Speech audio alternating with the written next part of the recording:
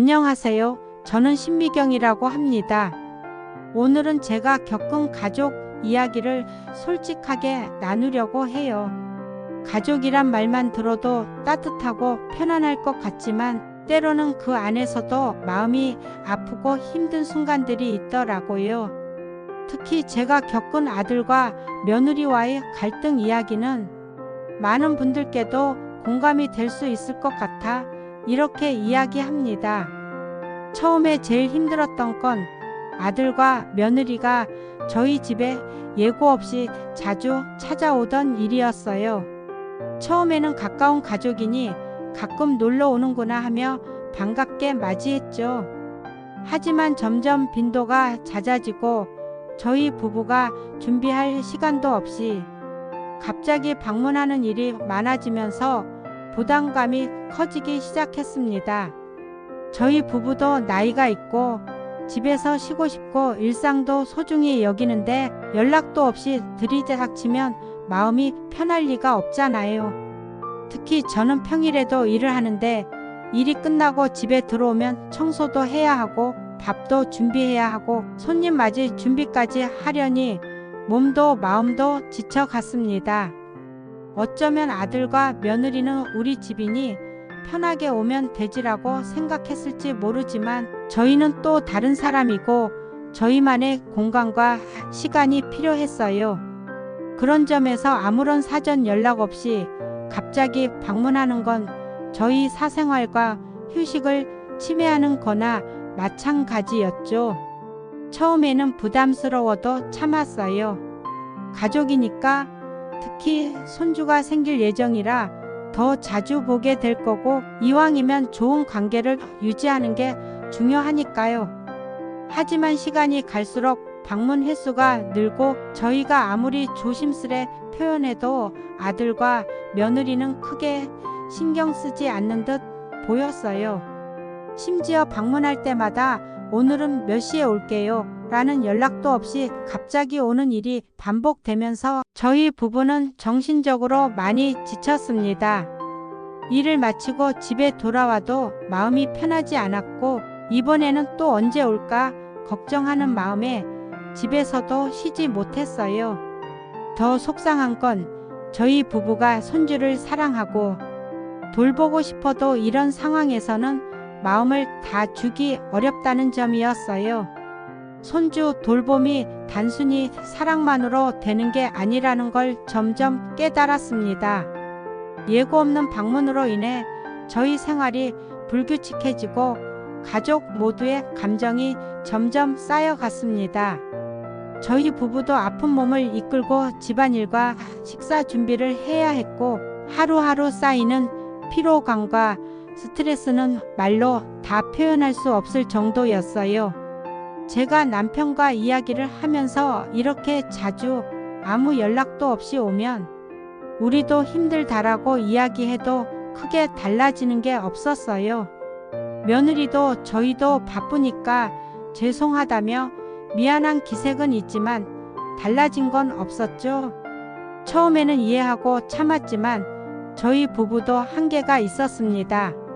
저희도 저희 삶이 있고 휴식과 자유가 필요하다는 걸 알아주길 바랐어요. 그렇게 반복되는 방문과 불편함 속에 아들이 임신한 며느리를 데리고 자주 오는 일이 이어졌습니다. 임신 중이라 힘든 것도 알고 있었고 손주에 대한 기대도 있었지만 여전히 갑작스러운 방문은 저희 일상을 흔들었어요. 저희가 일을 하거나 쉬고 있을 때도 조심하지 않고 찾아오니 마음속으로는 서운함과 부담이 점점 커져갔습니다. 결국 이 반복되는 예고 없는 방문과 저희의 부담은 저희 가족 간의 갈등의 씨앗이 되었어요. 그런 상황 속에서 저희 부부는 이대로는 안 되겠다고 생각했고 조금씩 저희의 입장을 분명히 하기 시작했습니다. 하지만 그 과정도 쉽지 않았습니다.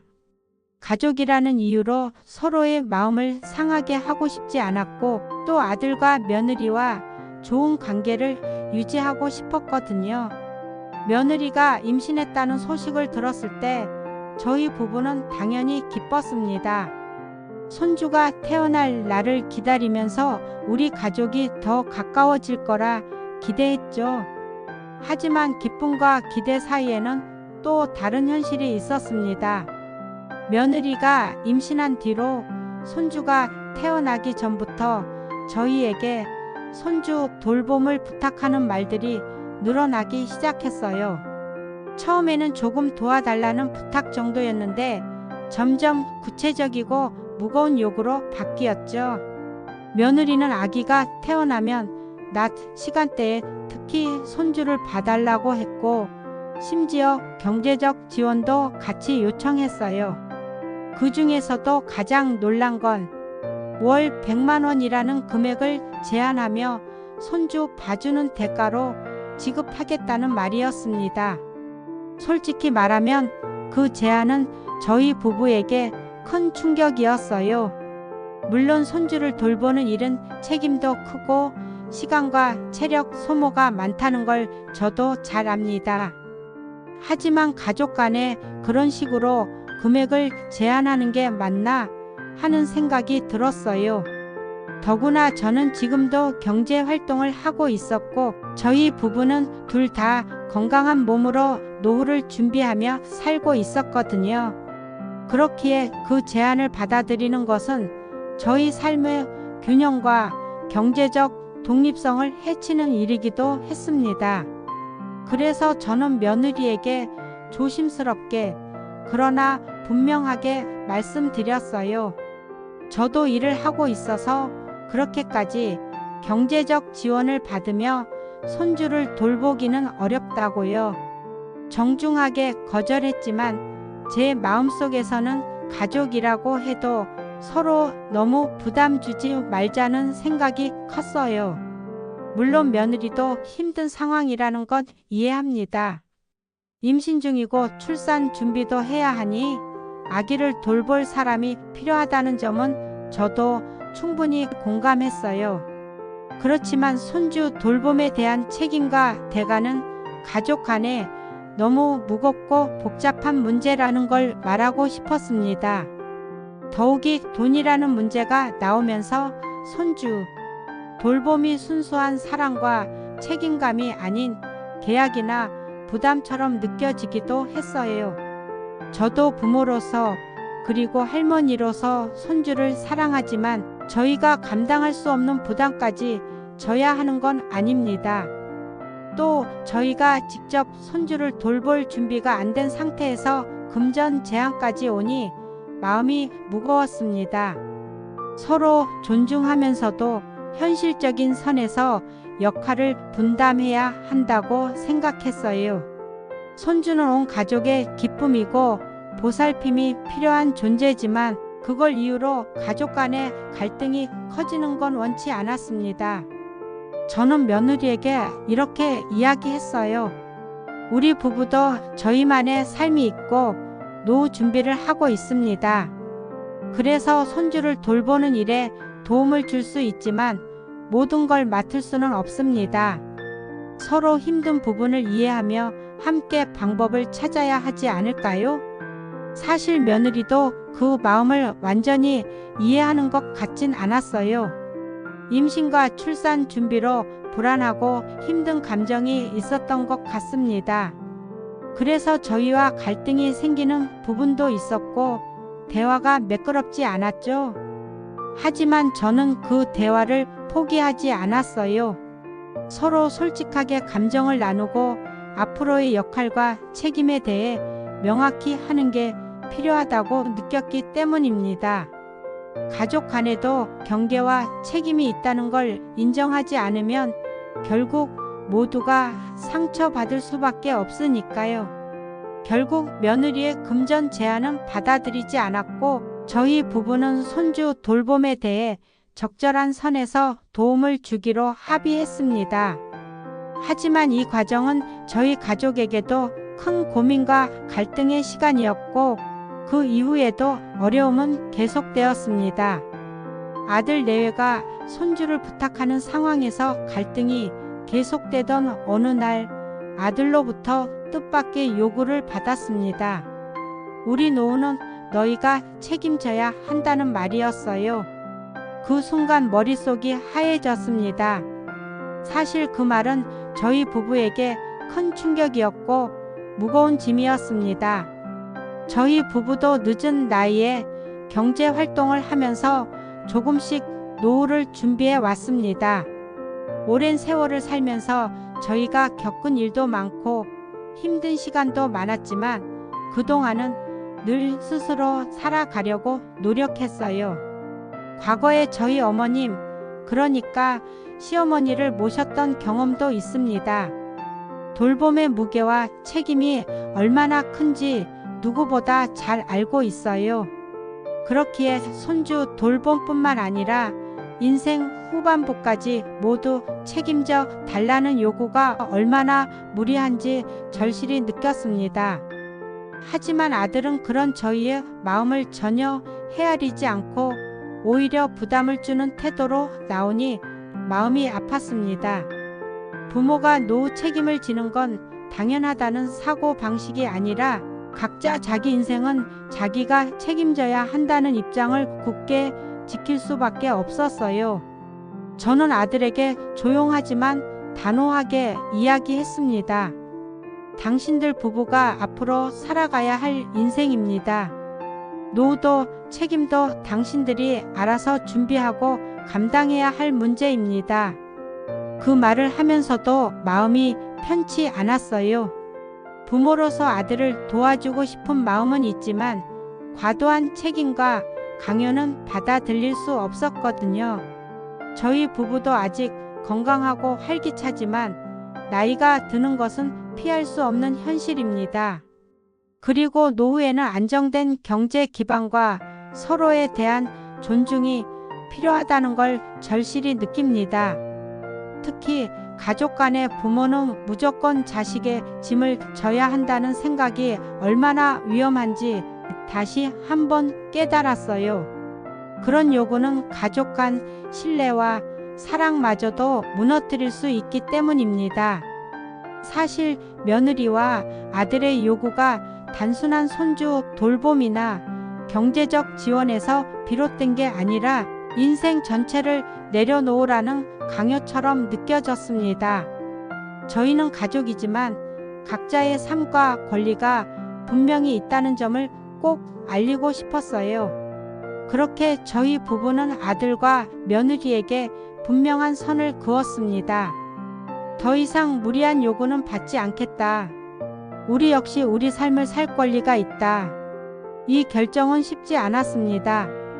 가족과의 관계가 멀어질 수 있다는 두려움도 있었고 아들이 서운해할까 걱정도 했죠. 하지만 오래 생각한 끝에 서로를 위해서라도 명확한 경계가 필요하다고 판단했습니다.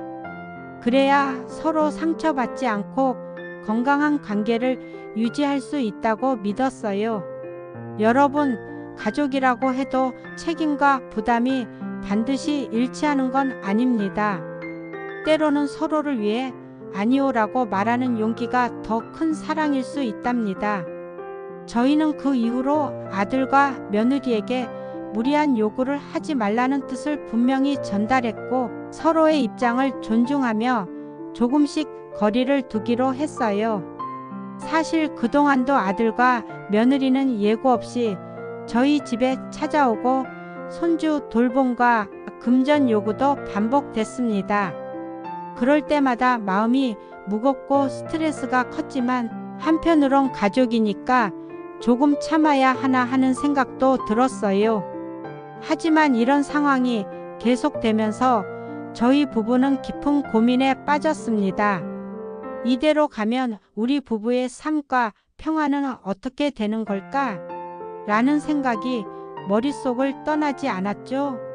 결국 한 차례 진지한 대화를 다시 시도했어요. 아들과 며느리에게 저희의 입장을 다시 한번 명확히 전했습니다.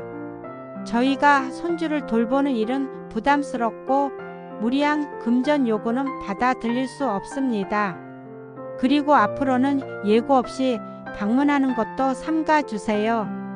하지만 그 이후에도 상황은 나아지지 않았습니다. 아들과 며느리는 계속해서 무단 방문과 금전 요구를 반복했고 저희 부부는 점점 지쳐갔어요. 그때부터 마음속에서는 더 이상 이렇게 지내는 건 무의미하다는 생각이 자라기 시작했습니다.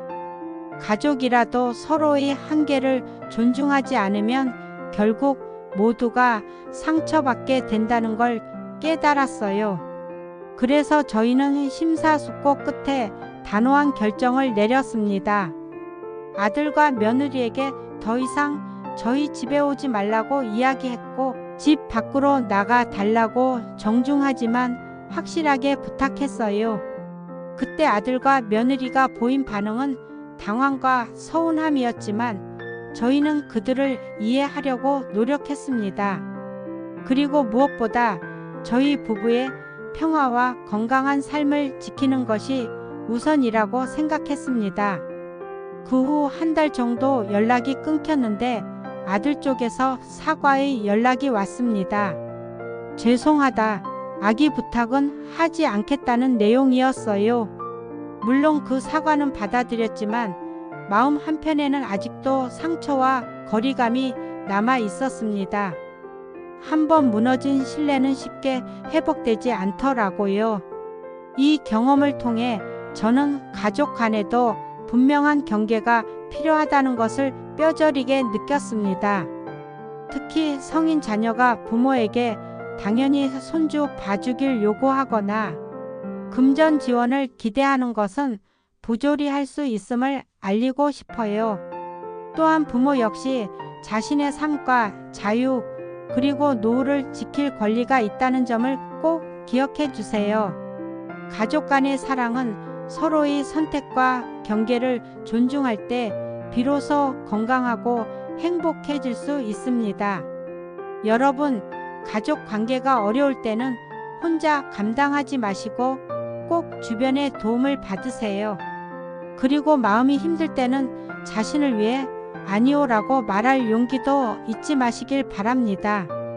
저는 지금도 저희 부부의 일상을 소중히 여기며 건강하게 지내려고 노력하고 있습니다. 앞으로도 가족과의 관계는 서로를 배려하는 선에서 천천히 다시 맞춰 가려고 합니다. 오늘 제 이야기를 들어주셔서 정말 감사합니다. 여러분의 가정에도 평화와 행복이 가득하길 진심으로 바랍니다. 구독과 좋아요 잊지 말아주세요. 다음에도 좋은 이야기로 찾아뵙겠습니다.